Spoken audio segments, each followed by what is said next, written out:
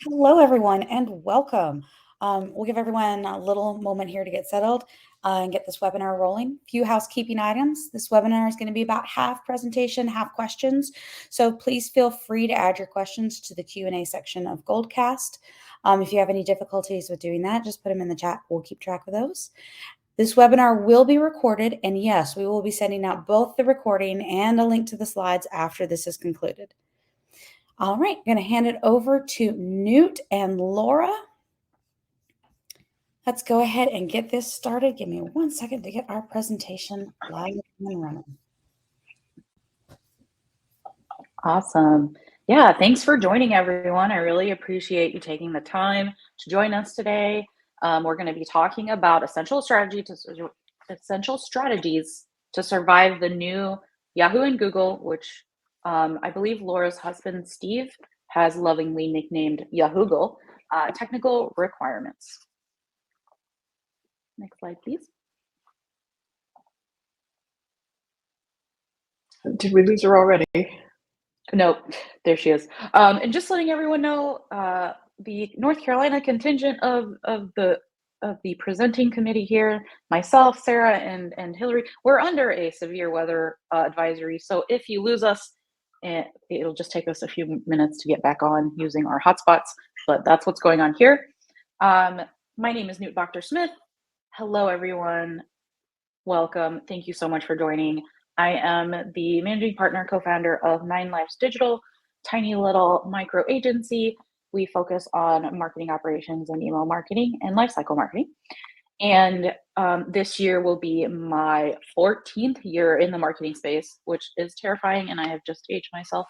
But I am just a super nerd, and I love all things email. And I'm really happy and proud to welcome Laura Atkins, who is just a luminary in the space, somebody that I've been following for years, who has taught me so much about email deliverability. Laura, please tell us a little bit about yourself. So I'm Laura Atkins. I co-founded Word to the Wise about many years ago, about 20 years ago now.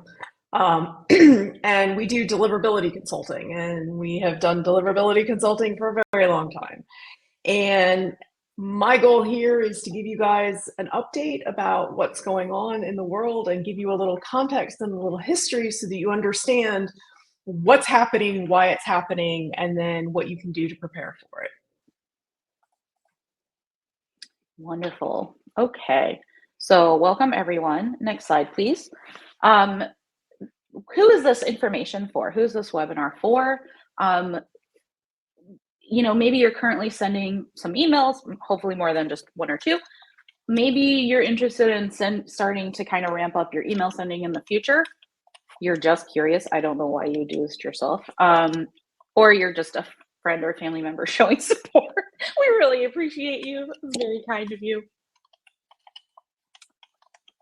Okay.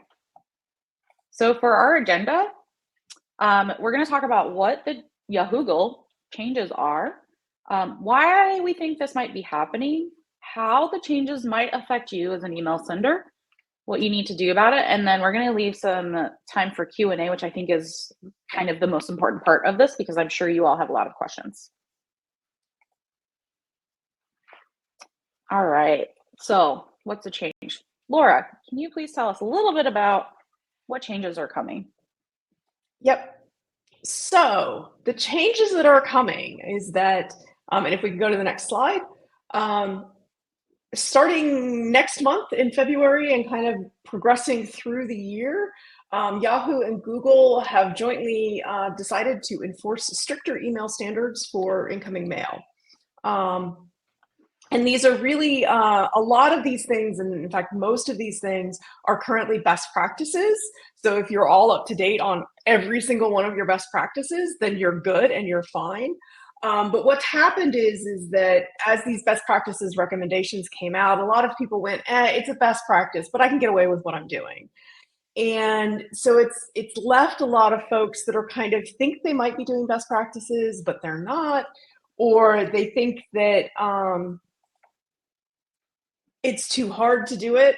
And so because mail is delivering fine, they're just going to do what they want and not make any changes, and everybody's afraid to make changes to emails, and so it can be challenging. But they finally said, we're drawing a line in the sand, and you have to be this tall to ride this ride, and you're going to meet these standards or you're going to suffer some deliverability problems. So what we're going to talk about today is what's going to happen.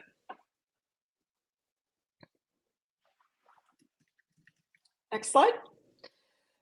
So what kinds of requirements are we talking about? What are the things that the that Google and Yahoo in particular have come out publicly and said, but other ISPs are looking at Google and Yahoo and going, yeah, what they said. So I think it's important to remember that this is kind of an industry-wide shift here on the receiving end and on the ISP end, and that it's not just these couple ISPs. It's going to be things that you must do to get mail in to other places as well. So one of the things they're doing is they're providing some specific requirements for authentication, both for individual emails and for bulk emails. So this is likely to not, the individual emails is likely to not affect anybody, but they are requiring, if you don't have SPF or DKIM authentication on an email, they're just going to reject it. They don't even want it anymore. For bulk emails, they're making some specific requirements about how you must authenticate.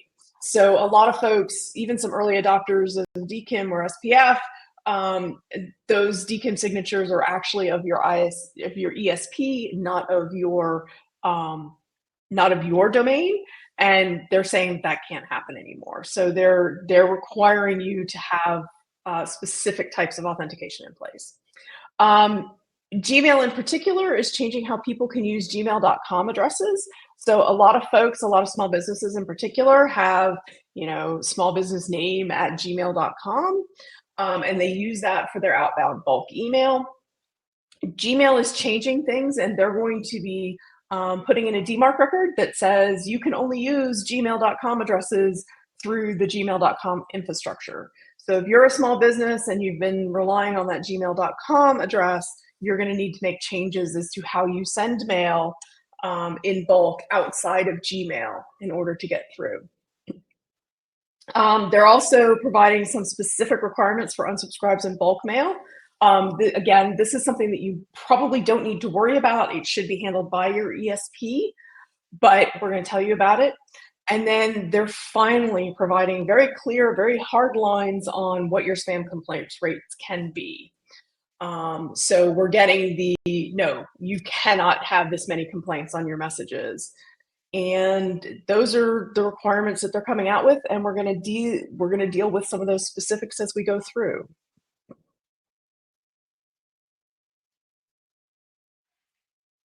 So they've not said we're not going to deliver any mail that doesn't meet these requirements.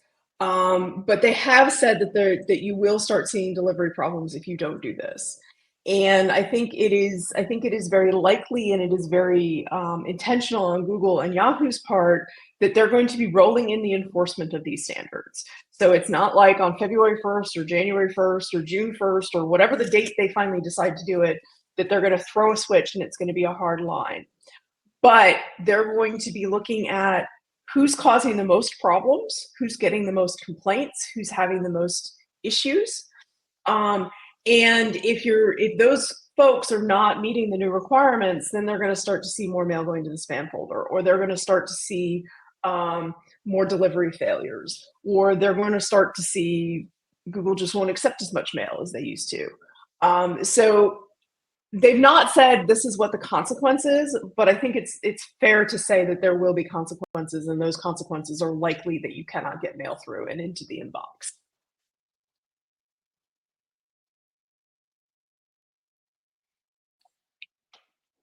So, Newt, this one is for you, and you're going to tell everybody about all of the specifics. Yeah, let's get into the details a little bit. I know there might be some questions that you all have, but the new requirements, previously Gmail required some form of email authentication, but they didn't specifically publish additional rules, or they didn't specify additional rules for bulk senders. What do we mean when we say bulk sender? We mean somebody that sends a lot of the same message to a lot of different people. So you're sending higher volumes. So what Google is saying is you must ensure that authentication measures are in place.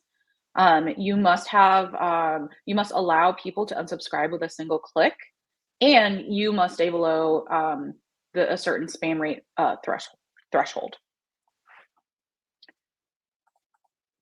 So what's a little confusing here is some of these requirements will be handled by your ESP.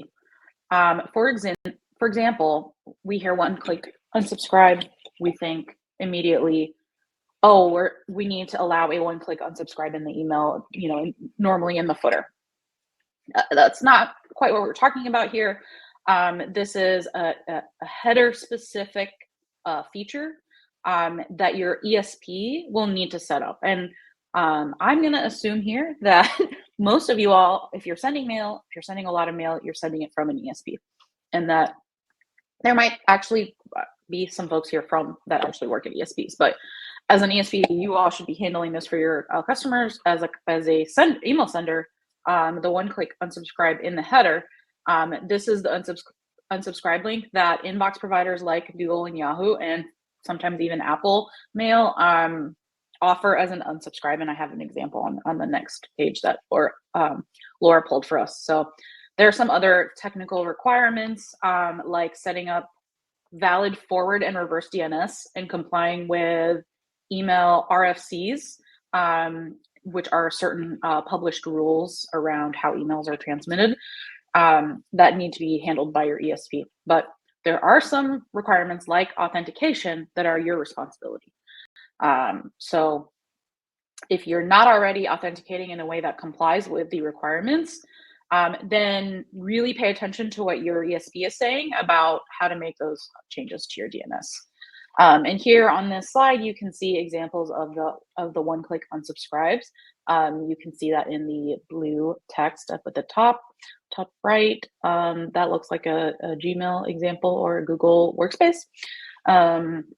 And so I think if you have a Google Workspace or a Gmail inbox, you've noticed there have been some changes that happened recently to how those one-click unsubscribes actually show up and look. Okay, next slide. So I mentioned a minute ago, some of these requirements are going to be handled by you. Really, it's going to be the authentication that's your responsibility, and of course staying below a threshold for the spam complaint rates. But let's get into the authentication a little bit on the next slide. So what your ESP may ask you to do that prior to these rules was more their responsibility, but now it kind of falls on you as a sender, is you're going to need to publish a new DNS record so that you can sign your mail with DKIM if you're not already doing that. You're also going to need to publish a new record for SPF, but only in some cases. And you're going to need to publish a new DNS record so you have a DMARC policy in place. We talked about back and forth. We're not going to go in a lot of detail here. It is overwhelming, and there are so many variables and intricacies, and each ESP is going to have a different way of technically setting up their authentication measures. So please talk to your ESP and work with them, especially if you're, if this is something that you're not comfortable with, really lean on them to get help there. Okay, next slide, please. So the other things that you may need to do are, we recommend signing up for a DMARC processing service so you can collect DMARC failure reports. The way DMARC works is it looks for DKIM and SPF alignment, and if there's no alignment, that's a failure. But then, maybe you want to receive reports on what's going on, and we highly recommend that because data is great. So that is something we recommend. The other things that you may need to do, if you're not using your ESP's list unsubscribe infrastructure, you really should be, but if you're not, there are some rules around what the list unsubscribe requirements are. It's called RFC 8058. And so you'll need to implement that. And just make sure your unsubscribe process is working. Check your unsubscribe links, y'all. Check them regularly. Sometimes things break. Just make sure that you're processing unsubscribes in 2 days. All right. So now that we've talked a little bit about, the actual technical requirements, let's get into a little bit around why this is happening. And I'm going to hand this over to Laura.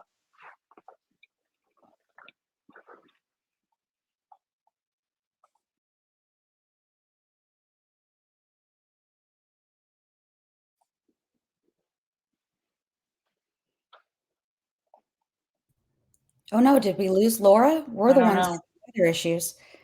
Laura, are you muted? Yes, sorry, I was muted. Apologies. Well, I got yelled at for typing and clicking, and so I muted myself. So why are we doing this, and why are we getting there? As things were growing and as email was growing, we kind of went down the path of implementing new technologies in order to make email more secure and authenticated, and we created SPF, and we created a bunch of other things, and then we did DKIM, and then we did DMARC, and then we did a whole bunch of other things. And the overwhelming piece of this is that along the way, as these technologies started to be adopted and as they started to become more common, a lot of ESPs took over and said, well, when we're doing DKIM, we can just sign all of our mail with our own domain. And so there's a lot of shared infrastructure out there. There are a lot of people who are coming out of AWS or coming out of MailChimp or coming out of Constant Contact or coming out of SendGrid, and their DKIM signature is AWS or Constant Contact or MailChimp or SendGrid. So they're actually being identified as the ESP, not as their own brand. And so one of the changes here is that that Google and Yahoo are saying you have to authenticate as you as a brand. And it took us a while to get here because the infrastructure to be able to manage, 2 million customers worth of DKIM signatures is not easy. And so there was a tech debt, and we're looking at, technical debt that's been created over 20 years, and it's industry-wide technical debt. And the ISPs have finally said, we're done, and fix it. And this is what's going to happen. And so, that's part of what's going on in terms of trying to make sure that every email that comes out is identified as that email and as that brand. And so what they can do is they can say this brand is good and this brand is good. And even if you're coming off of shared infrastructures, you'll get the deliverability that you're entitled to because you're authenticating as your own brand. And these hypotheses are all, I think, valid. But I also think that it's important to kind of understand the history, and it's important to say that this is up-leveling the industry. And we had a blog post just a couple days ago that was, "Are you a grown-up sender?" And this is basically the industry is expected to be grown-up senders now, and is expected to do all of the right things, implement these best practices that we've been talking about for 15 years now, and that a lot of people think, it's not important. Yes, it is important. And so the folks that have the authority and the folks that handle the incoming mail have been able to say, okay, we can see that of the incoming mail that we have, if we do this, we can just immediately throw away all this spam, and we don't have to waste any time dealing with that. And then we can selectively deliver mail from all these other brands who are now authenticating as themselves. And we can free up resources, and we can be better at filtering, and we can be better at inboxing, and we can provide a better experience for the recipients and our users. And it's time.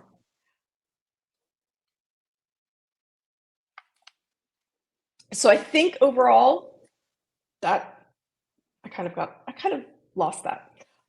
So Newt, what does this mean for email senders?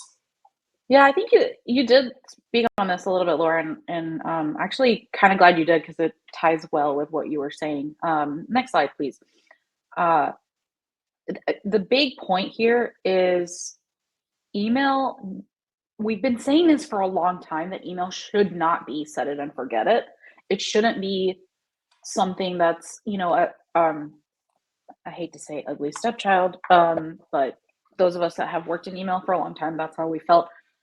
Everyone thinks they can do it because everybody, receives email in their inbox and oh, it's so easy.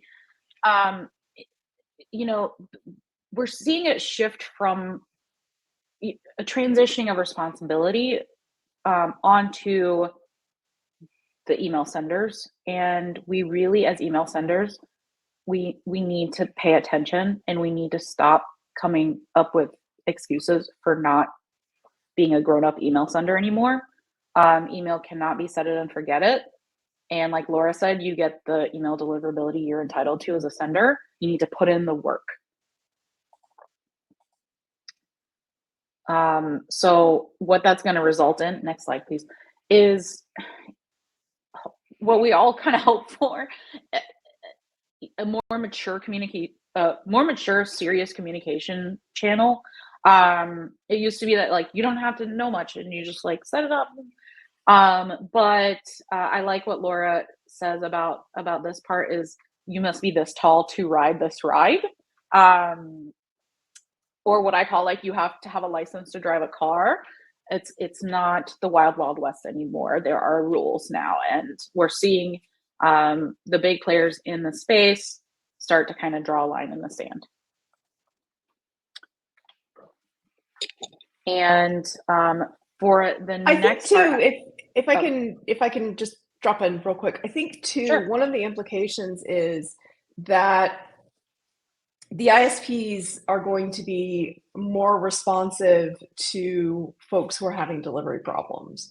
I actually have some theories and some hypotheses about part of why this came about is because a certain certain mailbox provider got sued for their filtering, and they've been sued regularly over the course of years, but they've had more lawsuits more recently. And one of the implications and one of the reasons I think kind of they're doing this is so that the rules are laid out and the rules are public and the rules are followed by everybody.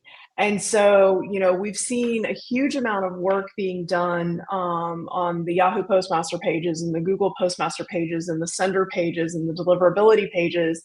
And they're very actively in communication with, your ESPs. I think I've been invited to at least 4 talks at 2 different conferences with the Yahoo folks and the Google folks to answer questions and to answer some of the discussions about, what are these changes and why are you doing them, and why are you making them so fast, because they announced them in October and they announced they were going to happen in February, which sent some ESPs into kind of a bit of a panic because RFC 8058 is not trivial to implement, and they were going to have to get actual development time, and they were going to have to rejig their development schedules and do a lot of things. And so I think the end goal, though, and the end of all of this is email is going to be a much stronger channel. And email, particularly to the large consumer mailbox providers in the US and in certain places globally, are going to be very effective. And it's going to be easier to get to the inbox. Yes, and what I want to talk about next is spam, a topic that I'm familiar with, like all of us, but passionate about. So for the first time here, what we're seeing is Google and Yahoo are publicizing their spam policy. They're publishing it, and they have clear recommendations.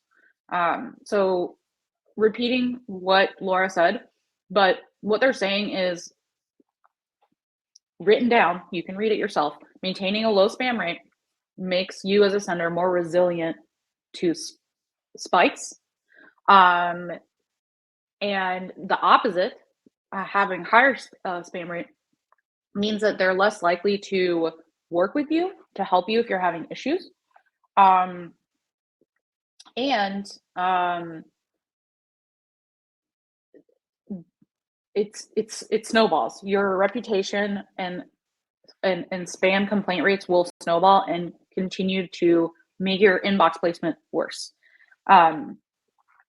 And we'll get into the B2B versus B2C differences in a second. I just want to talk about spam for the first time. You know, in B2B world, we've been saying for a long time, because I think B2B has been a little flippant with spamming, especially in America, where the rules aren't necessarily, as restrictive around cold emailing, which is spamming. And for the first time, we're now able to say, okay, listen, if you want to maintain good, a good relationship with Gmail and Google Workspace inboxes, let's do some work here. Next slide, please. So, I will share an example on this slide where it only takes very few complaints to get you to that 0.1% spam complaint rate. And what Google and Yahoo are saying is you really don't want to go above 0.1%. And you for sure don't want to go above 0.3%. If you're already 0.3 and above, you're already having deliverability issues. So in this example, we have campaign A and campaign B. We have a list size of 7,500 for A. Let's say you have a delivered rate of 98%, meaning 2% bounce rate. And then you had 80% active users, which is defined as an inbox delivery and not spam foldering. A spam complaint rate, if it's 0.3%, that's only 18 people. That's not a lot of people. For campaign B, list size is the same, but delivered rate is 90%, so it's a little bit lower. Your active users are assumed 80%. We don't actually have, I don't believe, published data on active users, but we have some, industry kind of guesses. But if your spam rate, if we're trying to keep a spam complaint rate of 0.1% or below, that's 5 people. That is 5 people. It's not a lot of people. It does not take a lot. And I think the risk here is it worth sending this message, and in order to play fast and loose with the potential to send all of your future messages? Is it worth it? Next step, please. And so potential risks for it, not complying is rejected mail, spam foldering, rate limiting, maybe you get blocked, and for sure they're not going to work with you if you're having deliverability issues. Okay, so next slide, please. What can you do about it? We already kind of talked about this a little bit, but for B2C senders, if you're sending to Gmail inboxes, which I believe, maybe I'm wrong here, but that's going to be most B2C senders. Make sure you set up Google Postmaster tools to monitor your domain's spam complaint rate. And you're going to get a decent amount of information there. And you definitely want to keep your spam complaint rate below 0.1%. Do what Yahoo and Google are asking you to do, what their recommendations are. They're not saying those things for fun. They're saying those things because they want senders to be better, and they will start, you will start feeling the ramifications. I hate to say that, it sounds so serious, of not complying. If you decide not to do that. Next slide, please. So for B2B senders, the trick here is if you're a B2B company and you do send a Google Gmail inboxes, but they're not actually at gmail.com, they're Google Workspace inboxes. So you don't actually, you may not really know, they're Google Workspace inboxes. Like we use Google Workspace for 9livesdigital.com. If you have, I still recommend you set up Google Postmaster tools, but there's no feedback loop for Google Workspace. So what that means is if I receive an email and I mark it as spam, that data does not go back into the sender's Google Postmaster tools. So as a B2B sender, you have to be extra careful right now, as of today, because you won't really have a full picture of what your spam complaint rate is. And Google has kind of clarified a little bit that they're not going to be enforcing the sender guidelines for B2B senders yet, but we're kind of reading the tea leaves, like it's coming. So, and like I said before, if you are at that 0.3% spam complaint rate, which I showed you with numbers, doesn't take a lot of people. If you're already there, you're already having deliverability problems today. So it's really important as a B2B sender to get ready for this, because it's coming. So next slide, please. We already talked about this. Set up Google Postmaster tools. At least you'll get some insight. Make sure you have your authentication measures in place. Laura and her partner Steve have released a new tool called aboutmy.email, and you can actually test your email there. It's really, really cool. Send an email to that tool. It's free, and it will give you information about whether your authentications are passing. Keep your spam rates below 0.1%. How do you do that? You send consent-based emails. We've been saying that for a long time, that deliverability is also not just based on authentication, but also based on whether you're sending stuff that people want. Like, do people want to receive this mail? And that means not sending spam and sending personalized, relevant, good emails. And make it easy and quick to opt out. Please hire a professional if you need help. I know for small businesses that can be tough, but this is a lot and it's hard to do alone. Next slide, please. I talked about this already, but it's really important that you focus your energy and effort on engaged, opted-in subscribers, because this is not changing. Google is not saying now we're going to punish you for sending to quote unquote inactive inboxes, but once again, it's like, I'm bringing it up again. Hey, you really need to use some list hygiene practices and clean up your lists if people are not engaging with your marketing. Like, bye zombies. We don't need zombies around. We say goodbye and really focus your effort on people that are engaging. So next slide, please. We have the don'ts. We just said we don't want our spam complaint rate to inch up. And in order to do that, you don't want a purchase list, but also purchase list signal to Google and Yahoo that you are a spammer. They will know. Don't do it. Don't send unauthenticated mail. Follow the guidelines. And, don't flaunt the rules. They know if you're a bulk sender. They know, there's a lot of information that they collect that you don't think, oh, Google can't tell. No, they know. All right, now let's answer some questions, shall we? Yes, let me change up our layout here so we can see some people. I'm going to stop sharing. Whoa, so sorry. Everyone can only see me, apparently. Hold on. There we go. Apologies. This is my first time on Goalcast. It's a great tool so far, but at the same time, I'm still finding buttons.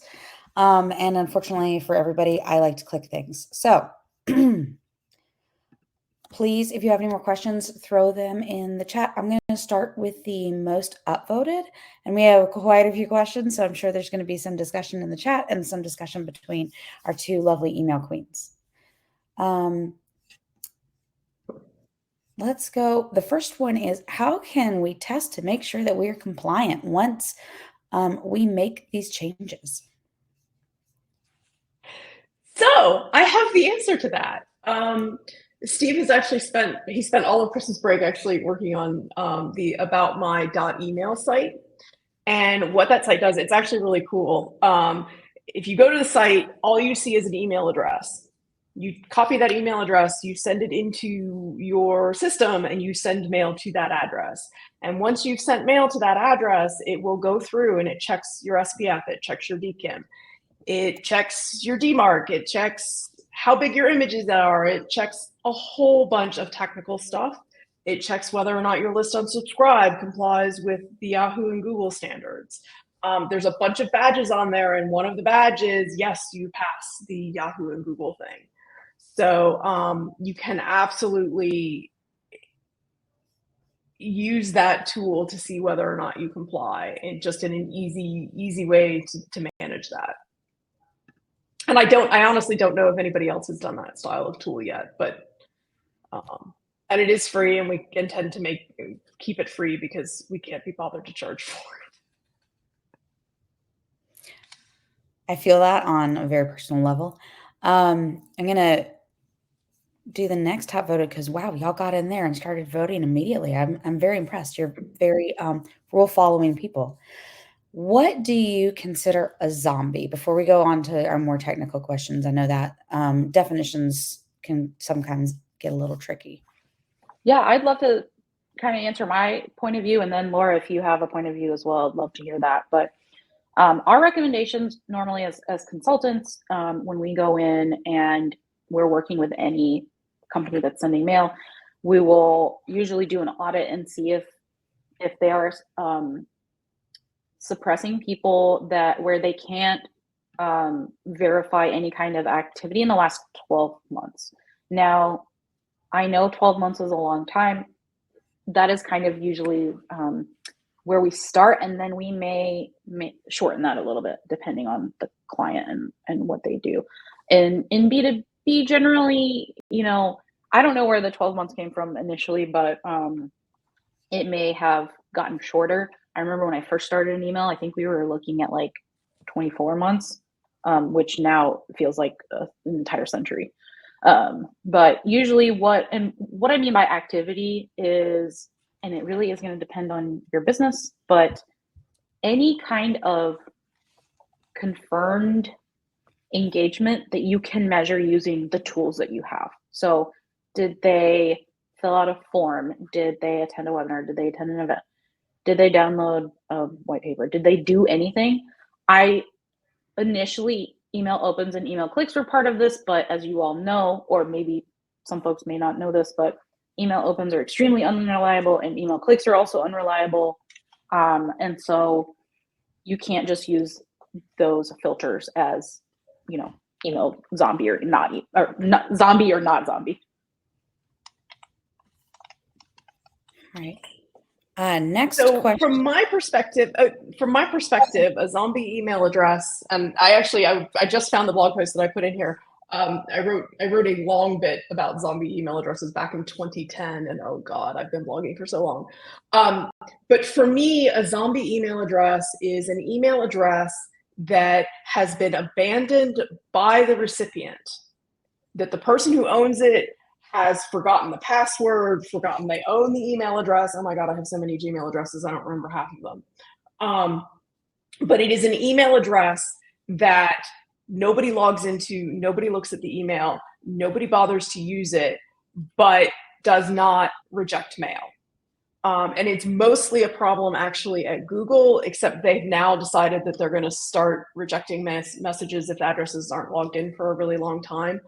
But the idea is that this is essentially, in a better designed email system, you would get a 550 user unknown because the email address is not actually in use anymore.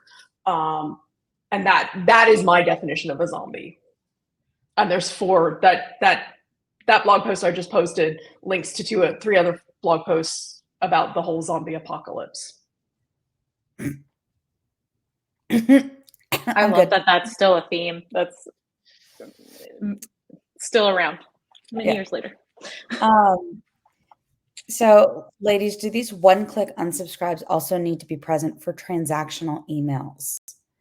I know that transactional is a concern here for So sure. when Yahoo and Google first made their announcement back in October, they said that every message had to have a one-click unsubscribe. And they got a lot of pushback from a lot of people going, transactional messages, transactional messages. And what they clarified was that, there's kind of two kinds of transactional messages. There's like password resets or receipts or tickets, and those are like transactional messages. And then there's these other messages that a lot of senders try and negotiate as transactional. Well, if I send you a follow-up asking you to review the product that you just bought, that's transactional because it's related to a transaction. And what the ISPs have said is basically that if a message stream is generating a lot of complaints, then put in that list unsubscribe header. And they're being fairly vague about it, and they're not defining what the transactional message is. But they say if you get a lot of complaints, it is to your benefit to add a list unsubscribe header into that message, whether or not it's transactional. So they're not trying to define transactional as whatever. They're just saying if you think it's transactional, then it should not have a lot of complaints, and therefore you should not need the list unsubscribe header. All right. Speaking of monitoring tools and what goes where and how we track all those things, are there any other postmaster tools that should be monitored for iCloud, Yahoo, all of the other big free mail? So Microsoft has Microsoft SNDS, which is somewhat of a, if you've ever heard me anywhere, it's like the colors are a lie. Don't pay any attention to the colors in SNDS. But they do have that. Yahoo does have a big deliverability page. They make some information available to ESPs, but that's a pay for play. They're charging for it. Now, there's been some discussion as to whether or not they're going to make more tools available, if they're going to make more information freely available. I think the answer is probably maybe yes. There are a lot of different places that have their postmaster pages. I think mail.ru has one and will even give you open rates and things like that. But so the tools are out there. What I would say is that in most cases, particularly for this audience, you're going to likely get a lot of that information back through your ESP. So talk to your ESP about what access they have.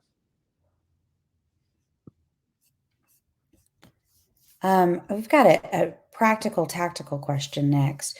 If we're already planning an IP warming for this spring, are there any considerations to keep in mind with these Yahoo Google changes? What would you do differently with this information?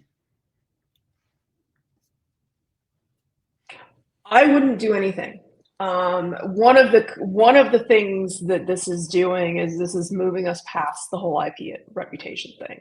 That doesn't mean that IPs aren't going to have reputations and everything. You're still going to have to, when you move things around, when you change to a new system, when you bring on a new mail stream, when you start a marketing program, you're still going to have to warm up because you're going to have to introduce yourself. Warm up is really an introduction. It's like dating. It's saying, this is who I am, and this is the mail that I send, and this is how the people I send the mail to react. And so IP warm up, you're still going to have to warm up the IPs.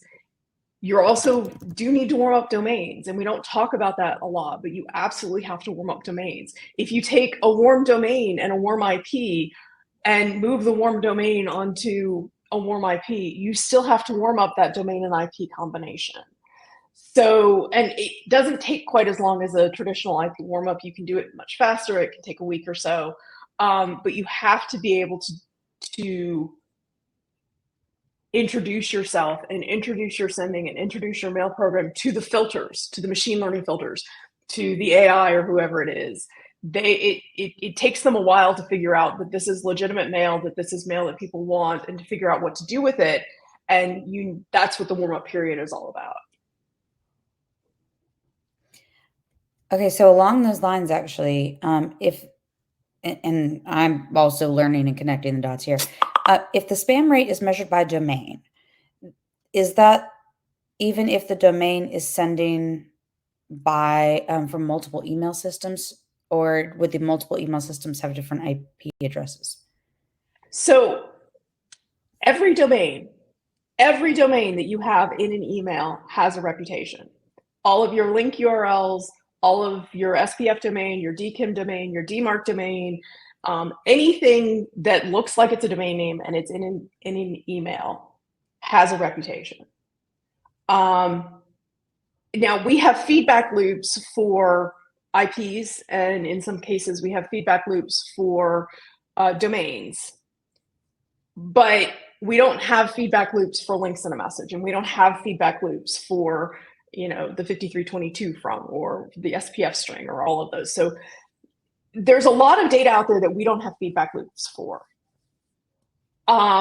But I think it's important to get to the point of everything I do in email creates a reputation for my domain.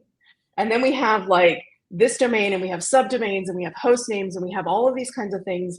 And if they're all like, say, wordtothewise.com, and I have dev.wordtothewise.com, and I've got, you know, sql.wordtothewise.com, and I've got all of these, and I've got click, and then I've got unsubscribe, and I've got all of these different links. All of those individual links and all of those individual host names are also going to have a reputation.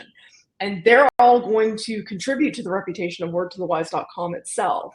And then the Word to the Wise reputation kind of flows down and influences the reputation of that. So you can break stuff up, and you can kind of, you know, distinguish mail streams and stuff by using different host names and by using different tactics. But it's all your domain, and that domain is all going to have that reputation. And so, you know, and I think it's important for folks to get to the point where they think about it holistically, and they think about it as, this is who I am. And a domain name is an identifier. A host name is an identifier. And so each of these identifiers identifies a reputation, and then all of those reputations and all of those identifiers together show where the mail is delivered, drive where the mail is delivered. Okay. I think I learned a lot in that answer, and I'm hoping that I answered that for the client, for the attendee as well. With also along those lines, how can we verify the DKIM corresponds in the header to the sender domain and not the ESP? So our tool will do that. So about my.email will do that. But also my favorite way, and this is like, I do this all the time, send mail to your gmail.com address. Go in, click the three little dots, go show original, and then Gmail will show you an abbreviated header, and it will show you what their DKIM is. It will show you what they pulled out as the DKIM domain. They'll show you what they pulled out as the SPF domain. You can also go in and you can actually read the whole headers and look at what the D equals are, because there are some ESPs that will double sign, and I don't know how Gmail decides which one to show in that, but our tool will do it. Google will do it. If you can read headers, that will do it as well. Okay. I love that it's such a simple way to go look for that. And simple. Do you think that ESPs are going to likely offer DMARC failure reports? What is your perspective on the ownership of ensuring these changes? I'm personally thinking about Marketo, but I'm curious where you think the responsibility of this part lies. So DMARC failure reports are based on your from address, and it is a record that you publish in DNS. Again, I'm coming from Laura at wordtothewise.com. So I would publish a DMARC record that says wordtothewise.com, p equals none, and then give an email address that people can send reports to. One of the changes is that Google is actually requiring all bulk senders to have a DMARC record. And they're requiring it, and enough said for me. But there are a lot of companies out there that provide DMARC systems, and they provide, they will give you an email address and collect the reports. And for a lot of smaller senders, they're free. There's also some paid tiers and things like that. It's not going to be your ESP, because unless you have a unique domain that is being used to the ESP, those reports are for every email that your company sends. So it's for all of the corporate mail. It is for all of, if you're using, say, FreshBooks to send invoices out, and you're using, these other SaaS services and things like that. All of those are going to be affected by the DMARC reports, and you actually don't want your ESP to know everything else you're doing. And so that should come to you. And there's a bunch of, if you go to dmarc.org, there's a bunch of systems that will tell you where you can sign up to get reports. Sarah, I want to answer Fernanda's question because I've been waiting. Oh, I'm ready to ask that of you. So, yes. Okay. Same wavelength. Okay, good. Fernanda's I can read it. Fernanda says, what is the recommendation to avoid issues using tools like Outreach? They can be very spammy. For those of you that don't know, Outreach, there are a few other tools like this. SalesLoft, I believe, is another one. Are sales like productivity tools that allow you to send bulk mail out of your Gmail that looks like you're sending a one-to-one email, but it's actually a one-to-many. So it mimics a one-to-one email, like a regular email letter. So like if I, send Laura an email, hey Laura, how's it going? But it's actually more one-to-many. So this is something we've been dealing with a lot. Actually, Laura was our consultant when I used to manage email at my last company. If you are sending if you're sending any significant amount of cold email out of Outreach, you already have deliverability problems today. The recommendation, and this comes from Laura, from other folks in deliverability spaces, and these tools, by the way, they send from your main domain. So 9livesigil.com. If you absolutely must continue sending cold emails out, and you refuse to actually, I don't want to say refuse, that sounds, potentially companies don't have the capacity to train their sellers and folks on that team to spend the time to actually craft a one-to-one email, a very specific, very personalized message. And they want to kind of, I guess, rely on, tools like Outreach that kind of mimic more of a bulk mailing. The recommendation historically was you've got to take that mail off of your main domain and put it on its own domain, because no matter what you do, if you're sending cold email out of from anywhere on your main domain, whether it's subdomain or your main domain, you're going to hit that 0.3% spam complaint rate very quickly, because remember, I'll show you math is not lying. And you're going to have inbox placement issues immediately. And moving all of that onto a completely separate Google Workspace, a completely separate domain, was the recommendation. If you must do it, you have to kind of keep it separated, sequester it. So with these new sending guidelines, what we're kind of hearing is when Google decides to publish their B2B recommendations, that's no longer going to really work. Because when they publish their B2B recommendations, there will probably be a spam threshold, and any kind of cold emails are going to hit that spam complaint threshold fairly quickly. So, this is something we deal with a lot in B2B world. If anyone here has worked for B2B, you've dealt with this, but the truth is that as a B2B sender, or if you are a consultant, or if you work in-house for a B2B company, it's no longer going to be something that we can just sweep under the rug and just be like, whatever. because it's going to affect all of our mail, all of the mail, including product mail, transactional mail that you send out. It's like a virus that's going to spread. So I think it's time for us to have like a serious conversation about cold email and like mass cold email and whether it's actually worth the risk. And Newt, I'll add on to that. Your business development, lead development, whatever you want to call them, pre-sales team, they need to be upping their social selling skills. There are LinkedIn free courses for that. There are also paid courses. There's also we have people and connections that can help with that as well. So don't feel like this is something that you have to go alone and go tackle educating the entire sales team so you can send your transactional emails. There are methods that we know that can help. So you mentioned the spam compliant rate threshold, and there was a good question that Maggie asked, and is that per bulk email send, or is it an average over a certain time duration? I know we talked about 24 months and 12 months, but just want to clarify that.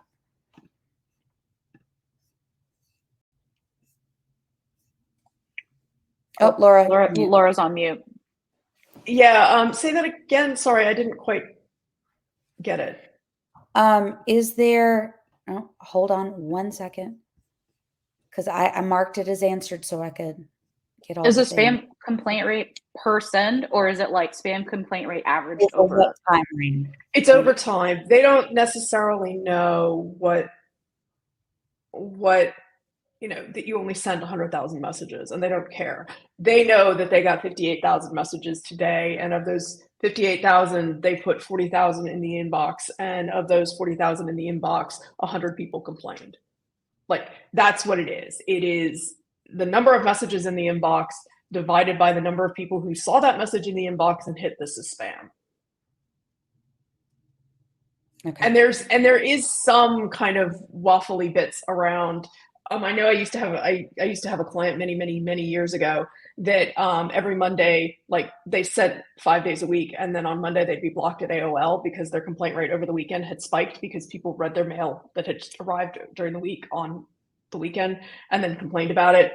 And I had talked to I think it was Christine at that point over there, and went, "Hey, this is broken," and they went, "Oh yeah, it is broken," and then it gradually got fixed. And so I think there is some level of compensation for when mail was received.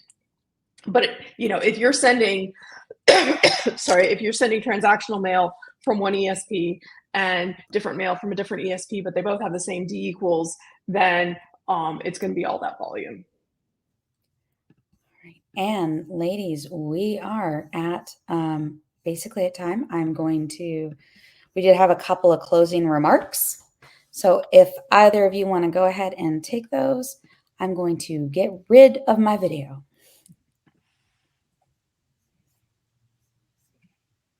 Yeah, Laura, do you want to take this one? Yeah, so thank you all very much for joining us. I know that this is something, these are big changes, and they're kind of scary.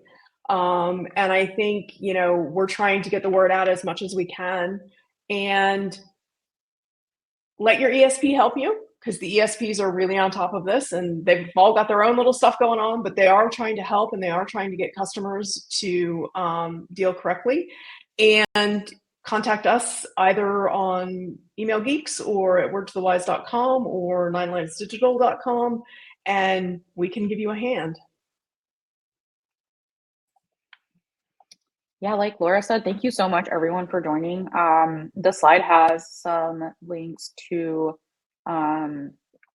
potential resources.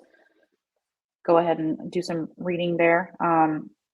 And if you still need help, this is a lot. This is really complicated stuff, and we really didn't get into the super nitty gritty details because we, have to be aware of the timing. But that's definitely something we can help with. Please reach out, or if you want to just chit chat about it, we can have a conversation over in Email Geeks as well. And we will be sending the recording, so don't worry about that. Thank you guys so much. It was great to talk to you. Thanks, everyone. See you soon. Thank you.